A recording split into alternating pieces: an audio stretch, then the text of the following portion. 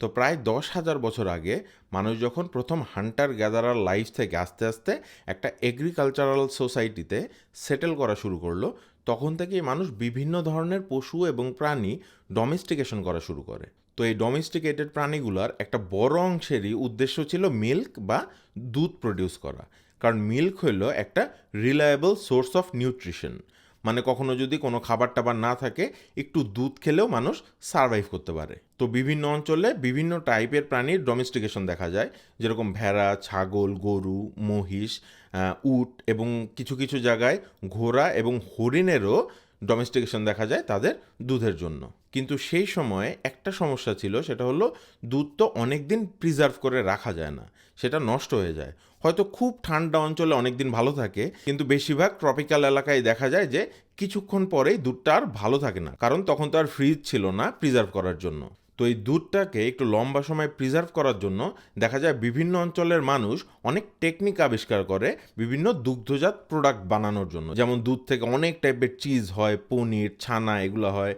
দুধ থেকে আমাদের ইয়োগার্ট হয়, মাখন এবং ঘি আমরা বানাই। তো এই প্রোডাক্টগুলোর দেখা যায় শেলফ লাইফ দুধ থেকে অনেক বেশি। তো এই হিসেবে দুধটা খুবই ভার্সেটাইল একটা প্রোডাক্ট, মানে আমরা এই একটা খাবার থেকে অনেকগুলো পণ্য বানাই ফেলতে পারতেছি। তো সব ম্যামেলস বা স্তন্যপায়ী প্রাণীদের তাদের বাচ্চাদের প্রথম খাবারটাই হইলো এই দুধ। তো এই দুধ খেয়েই তারা জন্মের পরের বেশ কিছুদিন সার্ভাইভ করে থাকে। তো এই স্তন্যপায়ী প্রাণীদের বাচ্চাদের বেঁচে থাকার জন্য যা যা দরকার সবই এই দুধের মধ্যে থাকে। তো আমরা যদি হিউম্যান মিল্কের কম্পোজিশনটা একটু দেখি, তো দেখব সেখানে প্রায় 88%-এর মতোই পানি, 3 থেকে 5%-এর মতো থাকে ফ্যাট, 7%-এর মতো থাকে ল্যাকটোজ বা কার্বোহাইড্রেট যেটা, আর 1%-এর মতো থাকে প্রোটিন। এছাড়াও অন্যান্য ভিটামিন এবং মিনারেল থাকে। যদিও এই কম্পোজিশনটা চেঞ্জ হয়, কিন্তু মোটা দাগে আমরা বলতে পারি মোটামুটি এরকম রেশিওতে থাকে। তো বিভিন্ন রকম স্তন্যপায়ী প্রাণীর এই দুধের কম্পোজিশনটা আসলে ডিফারেন্ট। যেমন যেখানে আমরা দেখি হিউম্যান মিল্কে মাত্র 3 থেকে 5%-এর মতো ফ্যাট থাকে, সেখানে সিল যে তার মিল্কে 30 থেকে 40%-এর মতো ফ্যাট থাকে। কারণ এই সিলগুলো থাকে খুব ঠান্ডা পরিবেশে, এবং এদের বাচ্চাদের জন্মের খুব তাড়াতাড়ি তাদের গায়ের চারপাশে ফ্যাটের খুব পুরো একটা লেয়ার তৈরি হতে হবে, এর জন্য তাদের দুধে প্রচুর পরিমাণ ফ্যাট দরকার। তো মোটামুটি যেসব প্রাণীর দুধের কম্পোজিশনটা মানুষের দুধের কাছাকাছি, যেরকম গরু, ছাগল, ভেড়া, উট, দেখা যাচ্ছে তাদেরকেই মানুষ ডোমেস্টিকেটেড করছে তাদের দুধের জন্য, কারণ তাদের দুধটা মানুষের জন্য হজম করা কম্প্যারেটিভলি সোজা। তো দুধের এই ডিফারেন্ট ইনগ্রেডিয়েন্টগুলোকে আসলে ম্যানুপুলেট করে বিভিন্ন ধরনের মিল্ক প্রোডাক্ট বানানো হয়। যেমন আমরা যদি বাটারের কথা চিন্তা করি, সেটা হলো দুধের মধ্যে যে ফ্যাটটা থাকে সেটাকে ফিজিক্যালি ম্যানুপুলেট করে এই বাটার বানানো হয়।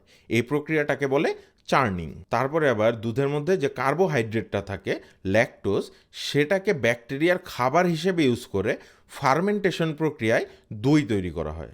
আর বিভিন্ন ধরনের ছানা, চিজ, পনির, এগুলো তৈরি করা হয় দুধের যে প্রোটিনটা আছে সেইটার স্ট্রাকচারটাকে ম্যানুপুলেট করে।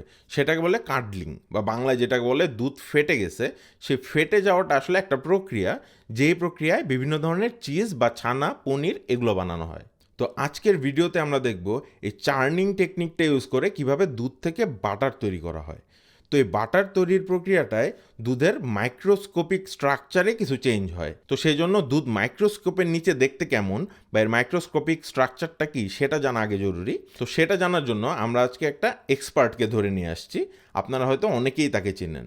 তো সাব্বির ভাই, হ্যালো, কি অবস্থা? এই তো ভাই, কেমন আছেন? এই তো আছি ভালোই। আমরা তো কুশলাদি বিনিময় করেই ফেলছি আগে। হ্যাঁ। এখন আমরা মূল টপিকে চলে যাই। হ্যাঁ, তো ঠিক আছে। এইখানে আমি কিছু ইন্টারনেট থেকে ছবি নামাইছি, মাইক্রোস্কোপিক ছবি মিল্কের।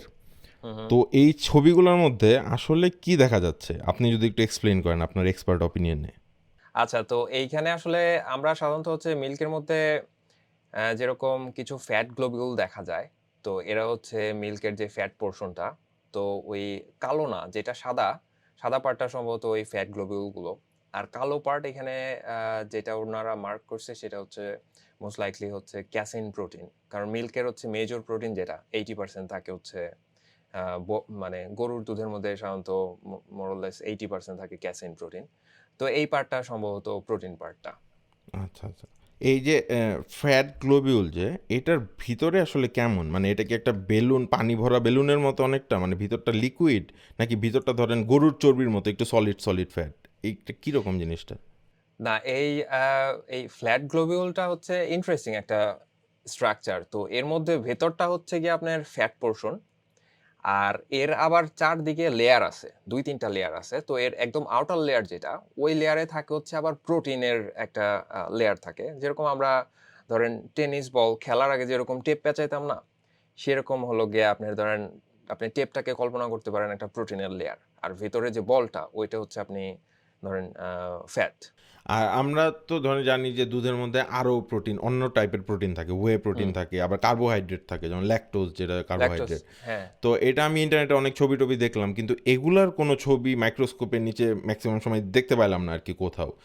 মোস্ট অফ দ্য টাইম এই ফ্যাট গ্লোবিউল আর এই কেসিন প্রোটিনটাই দেখা যায়। তাহলে ওই দুইটা জিনিস দেখা যায় না কেন আসলে?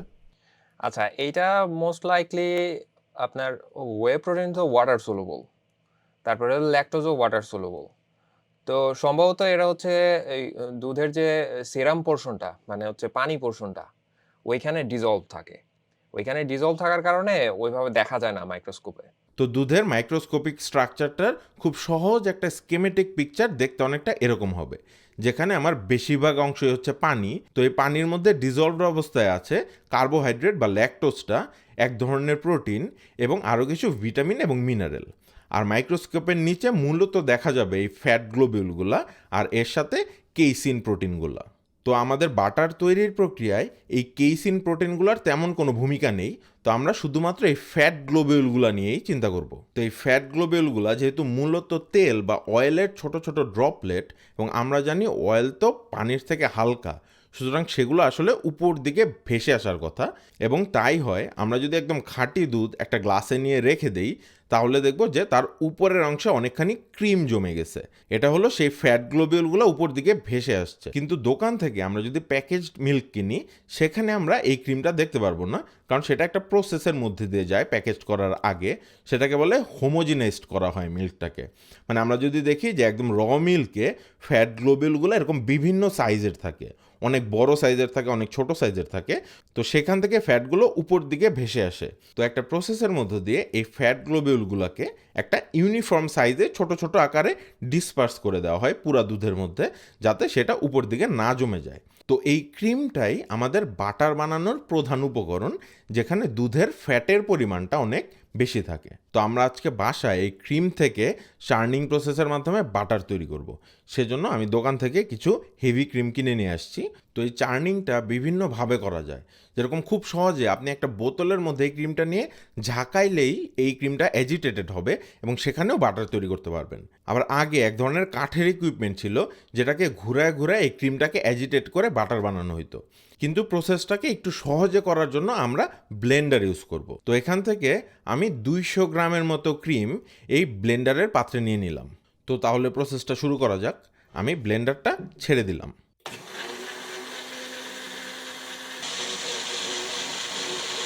তো জাস্ট 30-40 সেকেন্ড পরেই আমি দেখলাম ব্লেন্ডারের সাউন্ডটা চেঞ্জ হয়ে গেছে, একটা ফাঁপা সাউন্ড আসতেছে। তো আমি জারটা খুলে দেখি যে ভিতরে কি অবস্থা। তো আমি দেখতেছি এই ক্রিমটা এখন হুইপড ক্রিম হয়ে গেছে, যেটা একটু ফেনা ফেনা। তো এই হুইপ ক্রিমগুলো বিভিন্ন কেকে ইউজ করা হয়। তো এই প্রসেসে আসলে কি হইলো, এই ক্রিমটাকে আমরা অ্যাজিটেট করে এর মধ্যে অনেকগুলো এয়ার বাবল ইন্ট্রোডিউস করছি। তো এই ক্রিমটার মধ্যে এখন অনেকগুলো ছোট ছোট এয়ার বাবল তৈরি হয়েছে, সেজন্য এই ফ্লাফি টেক্সচারটা আমরা দেখতে পাচ্ছি। তো এই স্টেপটা বাটার তৈরির একটা ইম্পর্টেন্ট স্টেপ। তো আমরা জানি তেল আর পানি যেহেতু একসাথে মেশে না, এর জন্য আমার যদি ছোট একটা তেলের পার্টিকেলকে অপশন দেওয়া হয় যে তুমি কি পানির সাথে থাকবা নাকি বাতাসের সাথে থাকবা, দেখা যায় সে বাতাসের সাথে থাকবে। তো সেজন্য এই এয়ার বাবলগুলো কি করে, আশেপাশে যে ছোট ছোট ফ্যাটের গ্লোবিউলগুলো আছে সেটা এই এয়ার বাবলের দিকে আকৃষ্ট হয়। সুতরাং সে পানির থেকে আস্তে আস্তে এই বাবলটা চারপাশে দেখা যায় জমতে থাকে। তো এই প্রসেসের মাধ্যমে এই ফ্যাট গ্লোবিউলগুলোকে আমরা আস্তে আস্তে কাছাকাছি আনতে পারতেছি। তো এরপর আমি আবার ব্লেন্ডিং স্টার্ট করে দিলাম। তো এটা যেহেতু আমার ফার্স্ট টাইম, আমি এর আগে কখনো বাটার বানাই নাই, তো আমি এর জন্য একটু পরে পরে খুলে খুলে আসলে চেক করতেছি যে এটা কোনো চেঞ্জ হয়েছে কিনা স্ট্যাটাস। তো অনেকক্ষণ বেশ প্রতি 1 মিনিট পর পরই আমি যখন চেক করি দেখি খুব একটা চেঞ্জ হয় নাই, সেটা সেই হুইপড ক্রিমই রয়েছে। তো 5-6 মিনিট পরে আমি খেয়াল করলাম যে ব্লেন্ডারের সাউন্ডটা আবার চেঞ্জ হয়ে গেছে।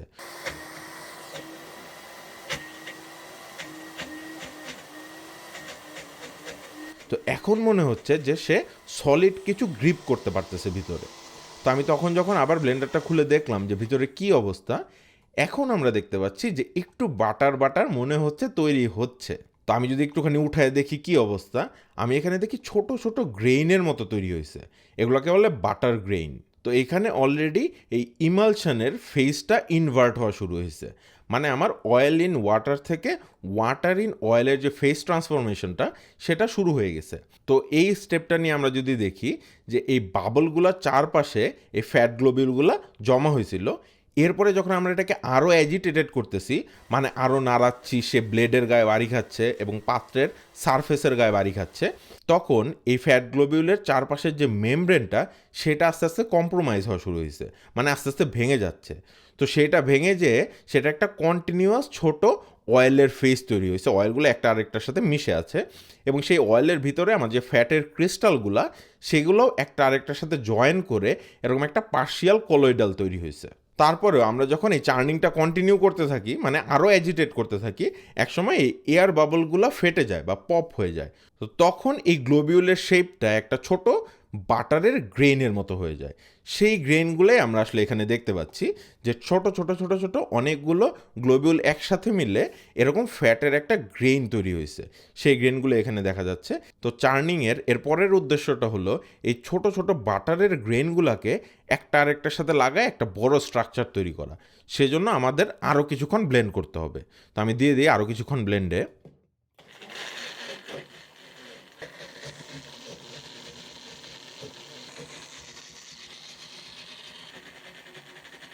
তো মোটামুটি আরও 1-1.5 মিনিট পর আমি যখন ব্লেন্ডারটা বন্ধ করে দেখি কি অবস্থা, তো আমি তখন দেখতে পাচ্ছি এটা মোটামুটি একটা বাটার শেপে হয়ে গেছে।